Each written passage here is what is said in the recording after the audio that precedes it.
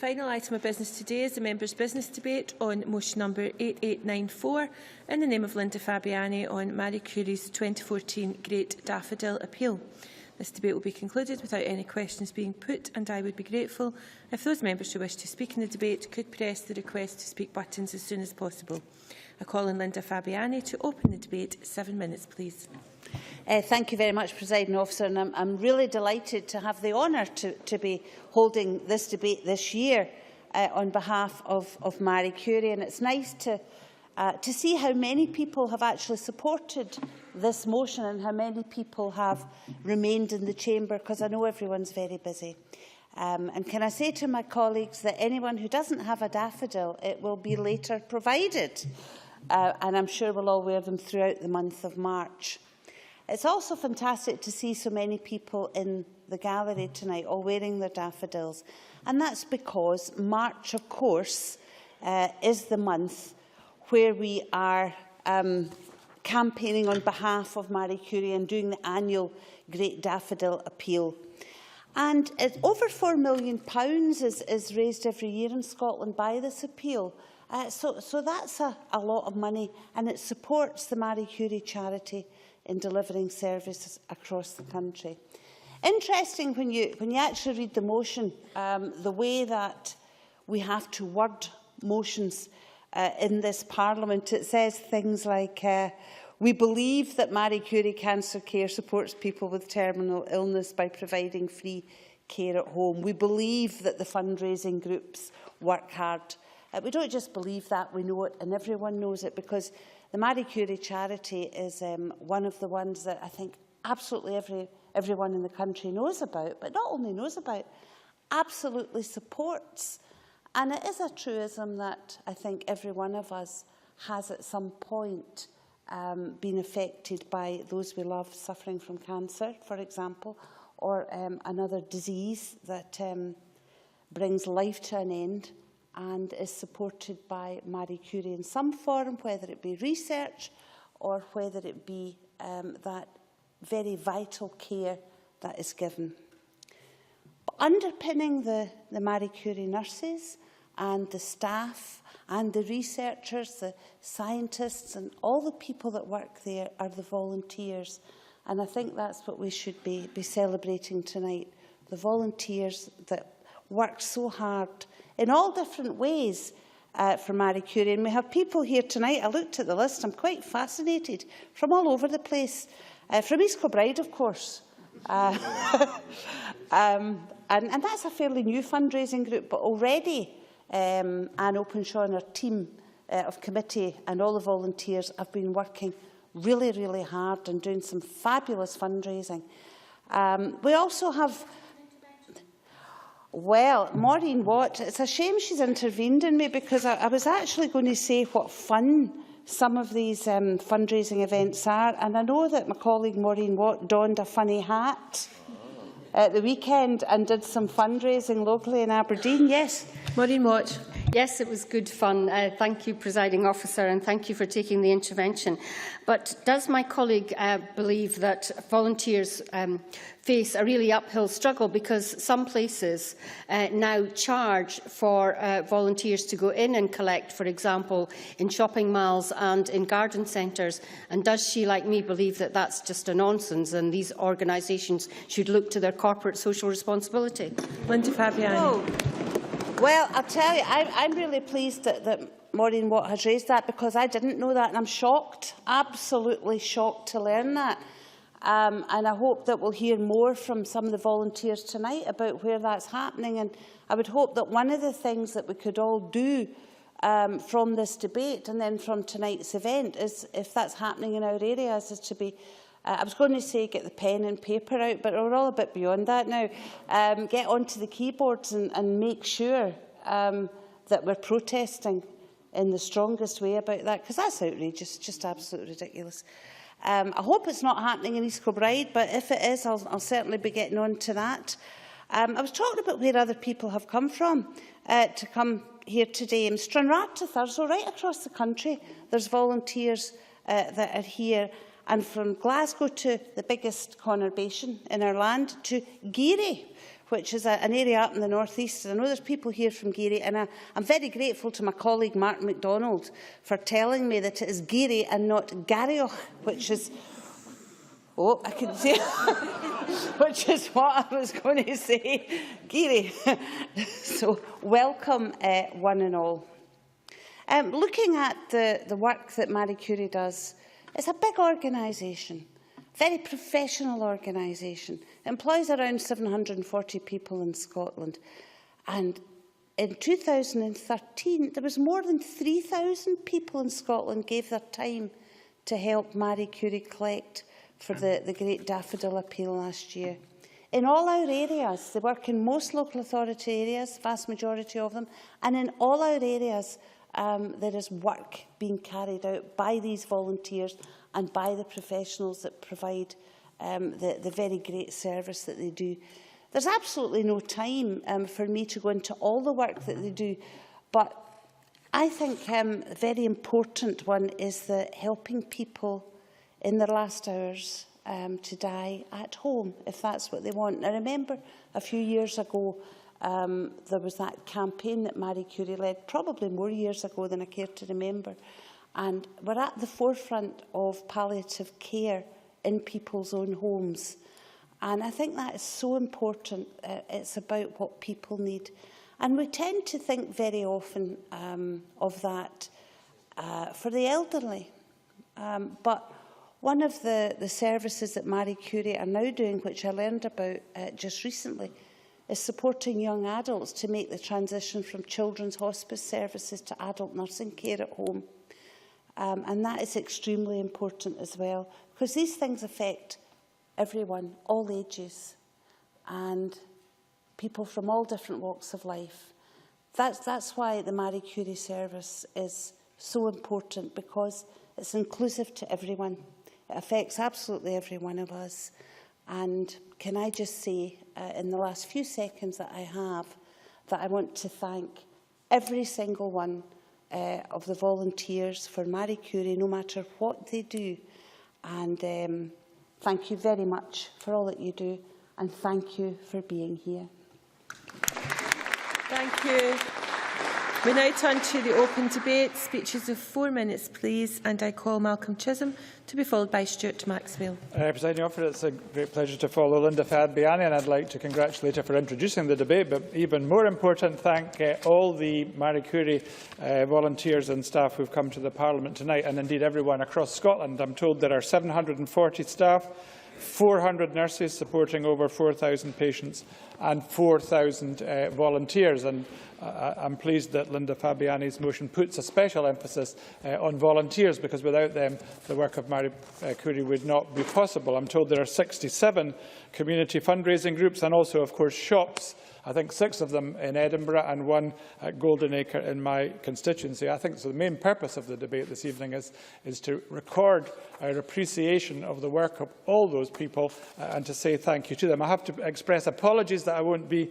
I'm usually at the Marie Curie event. I've got to go to another event here where 2 groups from the constituency are giving presentations and then go to a meeting in the constituency. But it's certainly not out of respect for Marie Curie and everyone involved in it. I think, more generally, Marie Curie are helping to achieve what we could, in fact, call an end-of-life revolution. Currently, 60% of people in Scotland die in hospital, but most of them don't want to. So there has to be choice about that. Now, many people, of course, identify palliative care with hospices, and clearly Marie Curie makes a great contribution in its hospices in Edinburgh and elsewhere. But the important thing is to give people choice and to develop a community-based model of end-of-life care to make a reality of that choice. And I note that, again, from the briefing from Marie Curie patients already are twice as likely to die at home compared to the population who don't have Marie Curie services, and also have less emergency admissions to hospital. In fact, in Edinburgh, Marie Curie is already helping to redesign the palliative care services. And they were also involved in a recent report with NHS Lothian and the University of Edinburgh, which again was important in developing the new model of care. I think it was Nanette Milne who had a debate about that a few months ago. So I'll just highlight two important points from that report. Firstly, it emphasised that while 75% of cancer patients get palliative care, only 20% of non-cancer patients. So clearly there is a great deal of work to be done to address that issue. Second, and I'll just mention this one other point from that report, it emphasised the importance of a gradual long-term approach to phasing in support and palliative care. In other words, patients should be identified early, and in order for that to happen, we need to break down the stigma about talk about dying. So clearly, there is a lot to be done in terms of the end of life and palliative care revolution, but clearly Marie Curie is absolutely central to it. In the last minute, I'll just mention two other bits of work that are involved in, which again I've learned about from the stand, which I'm pleased to is in the members' lobby all of this week. Firstly, they're involved in research, and this is very important for all aspects of healthcare. And again, taking an Edinburgh example, they've been involved in research about anticipating prescribing at the end of life in South Edinburgh care homes. That's obviously a very important issue, that key medicines should be available to manage symptoms that are likely to occur when someone is dying. And finally, last but certainly not least, they're working with the Children's Hospice Association on a rest assured service, which is particularly about when children leave hospices in order to die at home. So children are important in this, tragically, but numerically it's clearly older people who are most important. And the last point I would make again from the Marie Curie briefing is that the number of over 75s in Scotland will increase from 420,000 now to 780,000 in 2037, an 86% increase. Marvellous news, great news, but it does more people, more older people, obviously, with terminal illnesses and multiple conditions. So it will be even more important that we develop the right models of palliative care. So thanks for all that Marie Curie does, and especially today to the volunteers. Thank you very much. I now call Stuart Maxwell to be followed by Nanette Milne. Thank you, Presiding Officer. Can I begin also by congratulating Linda Fabiani for securing this debate today. As members are, of course, aware, an important part of our parliamentary work is being able to give a voice to those who are undertaking important work in our communities. This is particularly relevant when speaking about the work of Marie Curie Cancer Care, who deliver vital assistance to those suffering from cancer and, as Linda Fabiani mentioned earlier, other terminal illnesses. Marie Curie themselves have published some interesting figures regarding the work they have recently undertaken, and it's quite astonishing when you actually read the briefing, and some of the numbers are I think, quite mind-blowing. They have assisted more than 38,000 people across the UK, almost 4,500 people in Scotland in 2012-13, spending over 1.3 million hours in caring for terminally ill patients and their families. This, of course, was made possible with the vital contribution of the thousands of volunteers. In last year's Daffodil Appeal also generated £6.6 million in funding, while 89% to 8% of people who used Marie Curie's service rated it as good or excellent, clearly demonstrating a commitment to professionalism and high-quality care. However, there are aspects of their contribution that are not quantifiable and reflected in these statistics. You cannot express in figures the gratitude of families and carers who are given advice and support in that time of need. Nor can you quantify the feelings of companionship and comfort that patients receive through the care offered by Marie Curie in one of the most difficult periods of a person's life.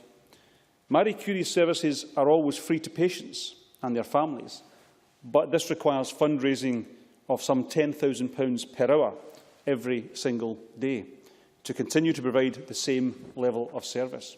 Funding for nursing services and hospices are allocated on a 50-50 basis in partnership with the NHS, but much of the £93 million that Marie Curie spends every year on care and research and development comes from the generous donations of the public. It is therefore entirely appropriate that Linda Fabiani's motion recognises this and the important contribution of volunteers in making all of this possible. Now, I am pleased to see that, I'm sure like others, that many of the unsung fundraising heroes are within my own region of the west of Scotland. For example, funding groups in Renfrewshire, Inverclyde and Eastern Bartonshire work alongside Marie Curie shops. In 1 second I will. Alongside Marie Curie shops in Port Glasgow, Largs, Alexandria Bearsden and Saltcoats. George Adam. When the member's talking about some of the fundraising... Mr Adam, we can't hear you if you turn away from in the the west of microphone. Scotland, the member's talking about some of the fundraising in the west of Scotland. I don't know if the member is aware that only a couple of weeks ago I had a Saturday night out when I actually walked over fire for Marie Curie. Now, I've done a lot of things over the years, but walking over fire, and some of the members from Paisley are actually here today. Jane Evans, a good friend of mine, who was one of the ones that asked me to do that. So I think they're here to pick up the money at this stage. So could you possibly all remember to sign my sponsor sheet when you all go to the event tonight? Stuart Maxwell. Can I thank George Adam for that intervention, or rather that advert, for his firewalking experience. I'm sure many people will contribute, and I am happy to contribute to that particular event that George Adam took part in, and I'm sure many of us would spend even more money to see him do it again. Individual participation in Marie Curie events, such as the 10-kilometre walk at Pollock Country Park, also assist in delivering the £6.5 million of funding which allows Marie Curie to finance its hospice and nursing care services in Scotland. I'd like to welcome some of the ongoing work that Marie Curie are undertaking. In particular, I'd like to highlight the move to enable more people to be in the comfort of their own home when they pass away. Studies highlighted by Marie Curie show that a majority of people would prefer this option, and I welcome measures that help to fulfil the wishes of the patient in relation to this. I note that there has already been significant progress, with 7 out of 10 people cared for by Marie Curie nurses passing away in their own homes. An independent study which looked at the experiences of 30,000 people in the care of Marie Curie provided strong evidence to suggest that patients who received care from Marie Curie were more likely to be able to die in their own home and less likely to have to go to hospital. I'd also like to welcome some of the work being pursued by Marie Curie, including moves to widen access for minority groups, such as people moving from children to adult services, as Linda mentioned earlier, the expansion of services related to terminal illnesses other than cancer, and the expansion of the Marie Curie Helper Service. I believe all of these are worthwhile measures that will continue to improve Marie Curie's already excellent standards of care. And finally, Presiding Officer, I'd like to reiterate my thanks to Marie Curie's volunteers for all of their dedication, their commitment to the organisation and the patients that it cares for. Many thanks. I now call Nanette Millen to be followed by Jim Hume. Thank you, Deputy Presiding Officer. And can I also thank Linda Fabiani for lodging this motion, which once again recognises the Great Daffodil Appeal organised by Marie Curie Cancer Care. This follows a few months on from a debate that I sponsored last September regarding Marie Curie's signpost to palliative care. It's now getting on for 30 years since the Great Daffodil Appeal was launched, and I'm sure that in 2 years' time we'll have a great celebration to mark that anniversary. Not only, as we've heard, has it raised more than 70 million across the UK, it has raised £4 million a year in Scotland alone. Each March, many of us wear the symbol of Marie Curie, which is the distinctive daffodil, of course. And I'm not being disparaging by saying that apart from the poppy during the month of November, I personally don't tend to wear any other badge which signifies a charity. That's not to say that I don't support other organisations or charities, but I do have a particular affinity with the tremendous work that Marie Curie nurses perform. At the core of Marie Curie Cancer Care is an emphasis on helping people to remain in their own homes for as long as possible, or providing the right environment in which palliative care meets the needs of individual patients. We're fortunate in Scotland that we have 2 excellent Marie Curie hospices, one in Edinburgh and one in Glasgow, which cater for a range of people who are facing the end of life due to cancer or other terminal illnesses. In my own region of the North East, I'm aware of the huge work that Marie Curie undertakes, and I was fascinated by some of the statistics given to me by Richard Mead, the Head of Policy and Public Affairs for Marie Curie in Scotland. A remarkable 88% of Marie Curie patients looked after who live within the area covered by NHS Grampian, and a further 91% of people in NHS Tayside were able to die in their preferred place of death, whether that be at home, in hospital or in a hospice. The 24/7 provision of planned Marie Curie nursing care and the rapid response team, which covers Aberdeenshire, are a testament to the dedication of their staff. It's also worth noting that last year, the 1,700 Marie Curie patients in the North East received 9,559 visits by Marie Curie nurses, giving over 25,000 hours of support and care to patients in the Grampian region. And of course, we do not forget the community fundraising groups right across Scotland, and particularly for me in the North East, which raise so much for Marie Curie, stretching in my region from Ellen and the Geary in rural Aberdeenshire to the heart of the Mearns in Angus. And I see 2 friends in the gallery from Upper Deeside. In my last contribution on the work of Marie Curie, my motion specifically focused on what I described as a difficulty in discussing death and dying. I reiterate what I said at the time, that we should not be afraid to deal with talking about death, and particularly about cancer-related illnesses, and the consequences of the devastating news that a condition is terminal. I'd like to finish by mentioning my friend and former colleague David McLetchie, who succumbed, as we know, to cancer last year. His bravery in dealing with his illness is well known, and the fact that he attended this Parliament almost until the end of his life has been acknowledged by many members across this chamber. The care and dedication given to cancer sufferers at St Columba's Hospice in Edinburgh, where David spent his last days, is recognised throughout Scotland, and we're very grateful for it. Presiding Officer, like many charities, Marie Curie plays such an important role in dealing with the effects of cancer and other terminal illnesses. So many families have had to deal with a diagnosis which is one of the most devastating, and yet we're still inclined to avoid talking about its consequences. So to conclude, I repeat that I am grateful to Linda Fabiani for bringing this debate to the Chamber and for the tremendous work of Marie Curie in supporting patients and families who have to cope with the multiple problems of terminal illness, and of course the loyal fundraisers who raise so much money for them. Thank you. Many thanks. I now call Jim Hume to be followed by David Torrance. Thank you, Deputy Presiding Officer, and can I join with members in congratulating Linda Fabiani on securing tonight's members' debate on this great issue. Can I also, of course, congratulate Marie Curie on their Daffodil campaign, which, as members have noted already, raises £4 million in Scotland every year. I hope that 2014 is just as successful as previous appeals. We should also not forget that staff and volunteers continue this work throughout the year in Marie Curie charity shops and through local fundraising events. None of what the Marie Curie nurses do on the ground with patients could be achieved without this team effort.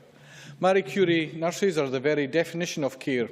At a time when you're facing losing a loved one, that kindness of spirit and nursing expertise in what I believe should be seen as a specialist area of health is immensely comforting to families and the patients in their last days, weeks and months of life. The fantastic team effort meant that in the South Scotland, where I represent, in 2012-13, Marie Curie saw 663 patients and made 4,333 visits. Throughout the care and support of Marie Curie nurses, 95% of the patients their patients in NHS Ayrshire and Arran were able to pass away in their preferred place of death. Lanarkshire, that was 92%, the Borders, 94%, Lothians, 96%, and Dumfries and Galloway, 79%. These patients were able to choose how they wanted to die, thanks to Marie Curie, and thanks to the fundraising groups in Ayrshire, Stranraer, the Machars, Kirkcudbright, Melrose, Kelso, Galashiels, Berwickshire, Gretna, Hawick, Peeblesshire, Dumfriesshire, DG5, Moffat, Castle Douglas, Selkirk and North Berwick. I recently had the pleasure of attending a panel discussion organised by the Marie Curie team on the issue of palliative and end-of-life care. What was clear from that discussion is that palliative care is one of those areas of healthcare that people find difficult to talk about, patients, relatives and family members alike. This isn't an easy problem to solve because essentially we're challenging our fear of death and dying as a society, and it also raises the question of our own mortality. However, what came out of that discussion for me is that it's possible to have a peaceful and, dare I say, a good death where the patient feels in control, where the patient is medicated appropriately and where the patient's dignity is maintained. But for that to happen, it's clear that early identification and intervention is needed when considering patients as candidates for palliative care. We all know that the shocking figure that only 1 in 5 non-cancer patients is referred on for palliative care, and sadly, in many cases, that intervention is taken too late for some patients to truly benefit from the care. It's especially concerning as we face the challenges of an ageing population. We know that GPs and other healthcare staff find it hard to discuss death and dying with patients, so let's make it sure that they're properly supported to do so.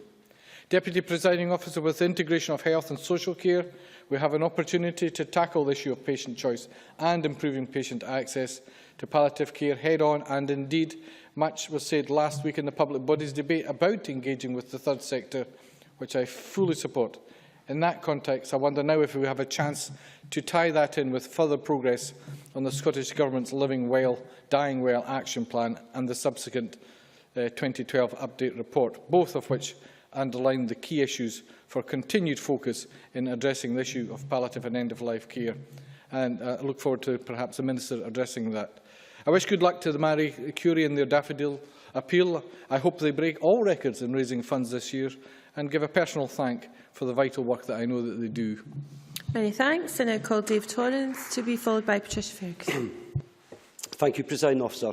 I would like to thank Linda Fabiani for bringing this motion to Parliament and welcome the opportunity to talk about Marie Curie's Cancer Care's Great Daffodil Appeal 2014. As one of the UK's largest charities, every year since 1986, the organisation has endeavoured to raise money to support those suffering from terminal illness. I believe that everyone fortunate enough to be faced with this diagnosis has a right to high-quality, patient-friendly and emotionally supportive palliative care. Marie Curie Cancer Care undoubtedly fulfils these criteria by delivering high-quality services, by prioritising patients' wishes. In providing free end-of-life care, the organisation plays a significant role for patients in allowing them to choose the kind of end-of-life care they would prefer. This choice provides care that puts patients and their families first, allowing them to die in their homes, surrounded by their loved ones, if that is what they want. Still, despite their exemplary work, every 5 minutes someone in the UK dies without the care they deserve. According to research that was commissioned by Marie Curie, 65% of people concerned would choose to die at home, but in reality, only 25% receive the opportunity to do so.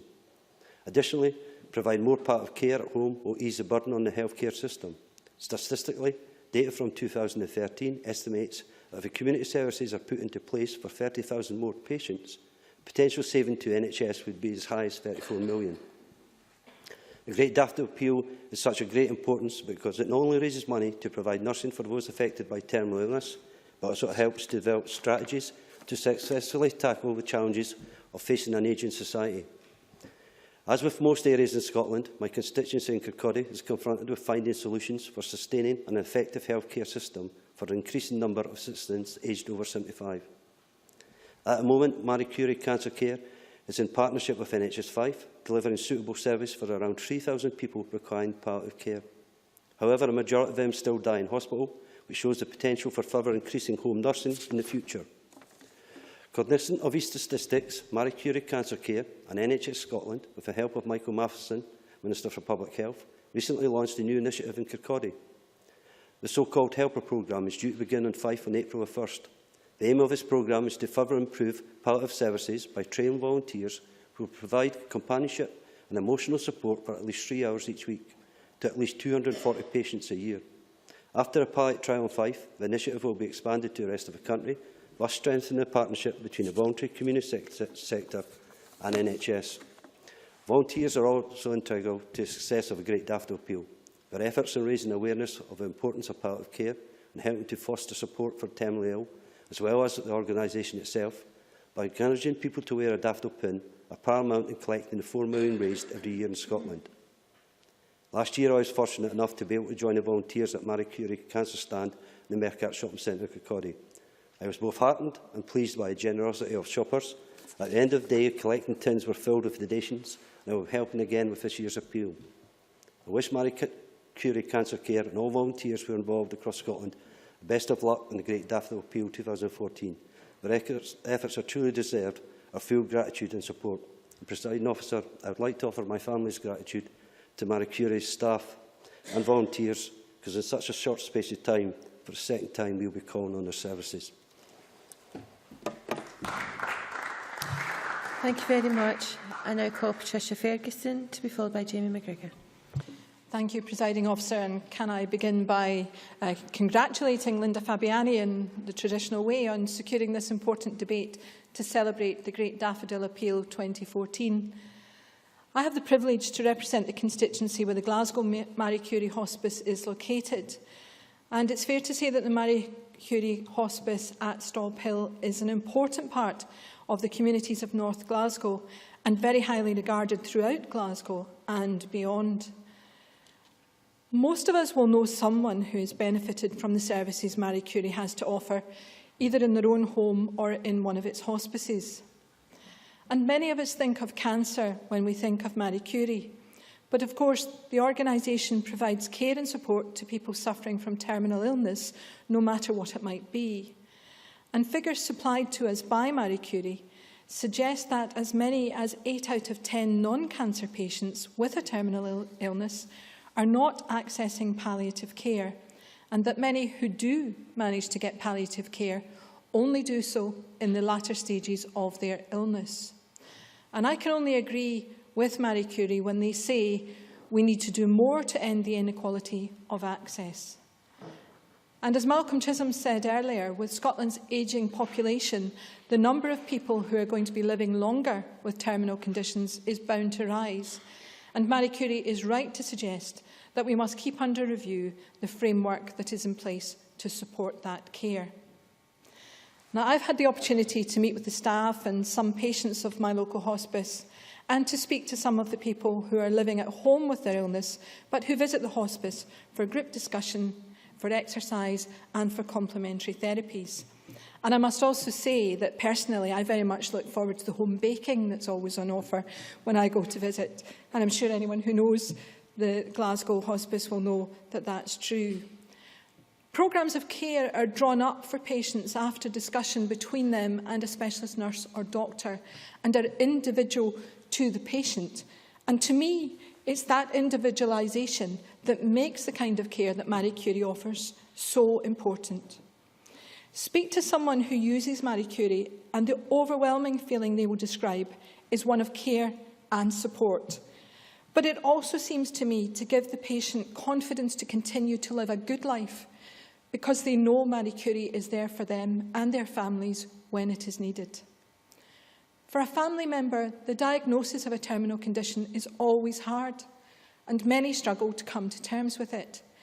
Sometimes they, the family of the terminally ill person, don't recognise that they too need help. They might just need support or advice or even just a safe place to blow off some steam.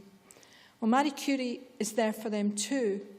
But we as legislators must remember this group of people when we discuss policies affecting carers too. But all of this excellent work takes money, and much of it comes from fundraising, as we've heard. And the annual Daffodil Appeal is an important element of that effort. Over £70 million has been raised across the UK as a result of this annual appeal, and the efforts of that army of fundraisers, volunteers and professionals must be recognised. Marie Curie shops are of course well known. There's one in the Springburn Shopping Centre in my constituency, not too far from the Marie Curie Hospice itself.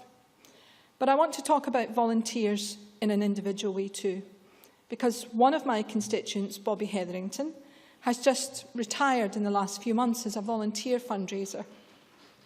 I won't give his age away, but let's just say that he reached pensionable age quite some time ago.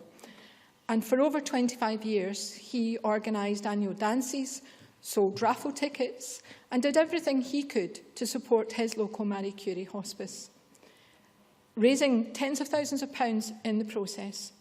Now, Mr Hetherington would hate to be singled out. In fact, he'll probably have words with me when next he sees me.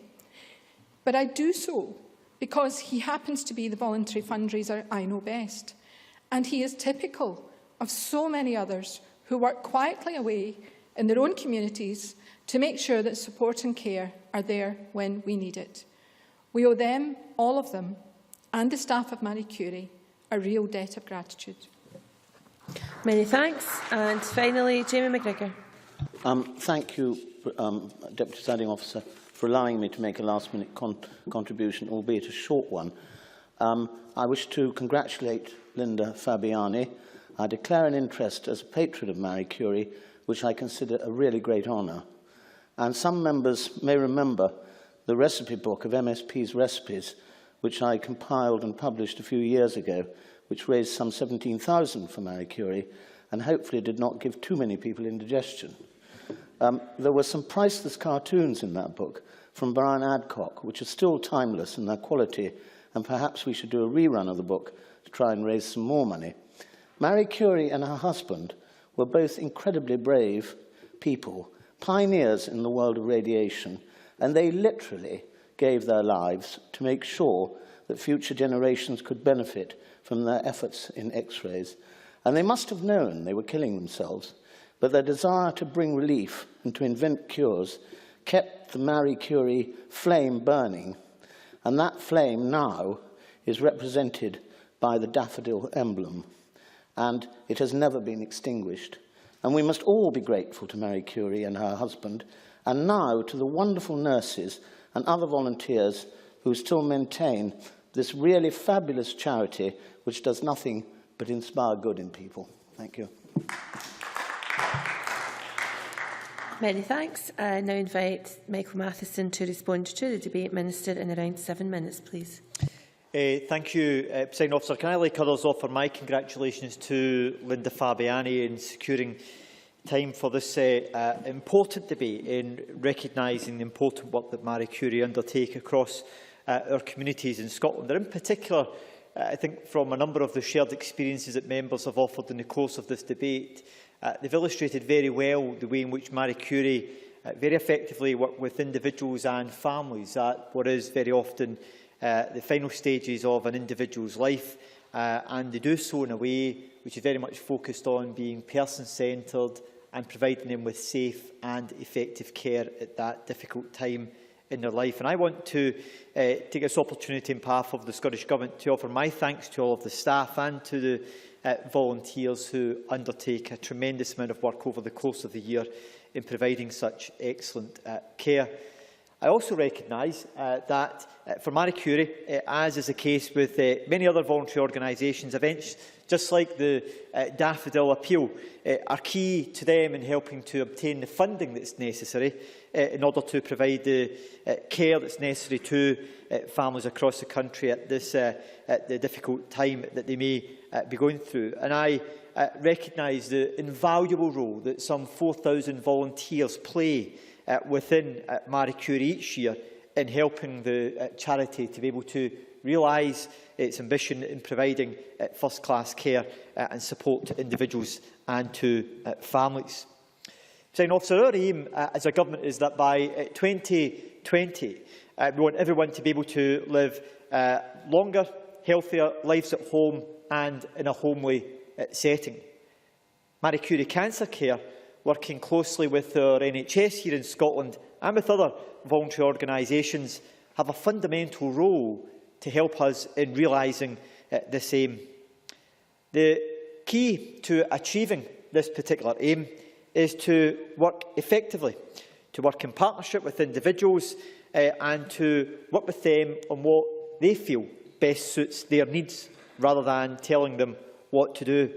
And we want to make sure that we see the development of services in Scotland which are founded on joint agreement with the communities and individuals that they are there to support and to assist, and to make sure that everyone understands where we're going and why this is the best approach.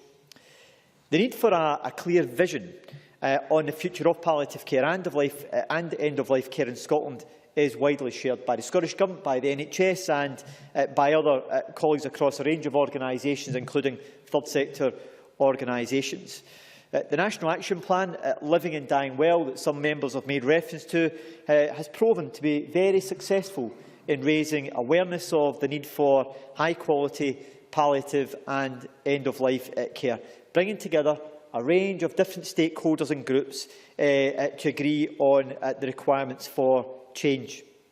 However, in moving forward, Presiding Officer, we believe that one of the best approaches we can take to help to sustain further improvements in this area is to support the development of a strategic framework for action, linked to our 2020 vision for health and social care, which will help to ensure that our commitment to high-quality palliative and end-of-life care for all is clear to everyone who's involved in this aspect of care.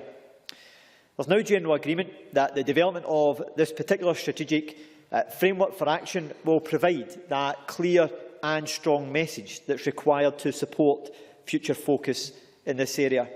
And as a government, we are committed to supporting a wide range of organisations, clinical and care staff, to reliably and sustain the good practice that's necessary in order to achieve this. As a government, we are also working with the National Advisory Group in supporting key stakeholders to set out how we can apply our 3 steps improvement framework for Scottish Public Services to the changes that they identify in supporting the strategic framework. Presiding Officer, in the last couple of weeks, we have passed legislation which will see the integration of health and social care in Scotland. This piece of legislation, I believe, will set in place a framework of how services have to better organise themselves in working in partnership, and will be central to helping to realise better care around palliative and end-of-life care provision.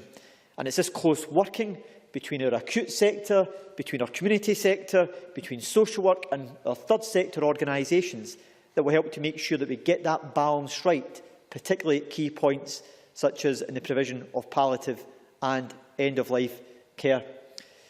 Officer, I'm also conscious that a key part to the discussion that we have around how we improve palliative care and end-of-life care is to tackle some of the public attitudes around palliative and end-of-life care. We need to make sure that we address effectively the taboo that exists here in Scotland and in other parts of the world, but the taboo around the discussion about issues to do with death and dying.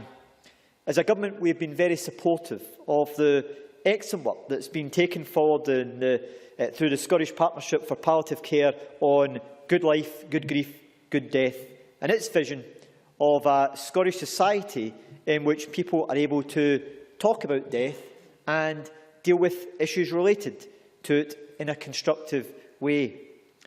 Now, in order to achieve its vision, we will need to make sure that we have that dialogue ongoing. But having that discussion can help to prevent unnecessary suffering, financial and practical complications that can be associated with dying. The absence of effective advanced planning can also result in inappropriate admissions to hospital that we've heard of from some members, futile and at times distressing medical intervention, and at times a feeling where families can feel isolated because of very ill and bereaved individuals within their own families, and individuals feeling uncomfortable about talking about that. That's why it's extremely important that we get much better at anticipatory care planning, and that's why it's now central to health and care in Scotland and growing through its inclusion now in the new quality indicators within the GP contract. Presiding Officer, alongside getting it right for those patients who may have cancer, it's important that we also improve palliative care provision for those who have conditions other than cancer. I mean, the debate, as Nanette Millen made reference to in September last year, highlighting this particular point. My view, Presiding Officer, and the Scottish Government's view, is that by working together we can make greater progress in the provision of palliative care. But we can't afford to be complacent, and there is certainly much more that needs to be done. As a government, we remain committed to delivering high-quality palliative and end-of-life care, and I certainly hope that the Daffodil Appeal this year proves to be a tremendous success, and that Marie Curie Cancer Services are able to continue the invaluable work that they take across society and in our communities right across Scotland on a day-in, day-out basis. Thank you, Minister. That concludes Linda Fabiani's debate on Marie Curie's 2014 Great Daffodil Appeal, and I now close this meeting of Parliament.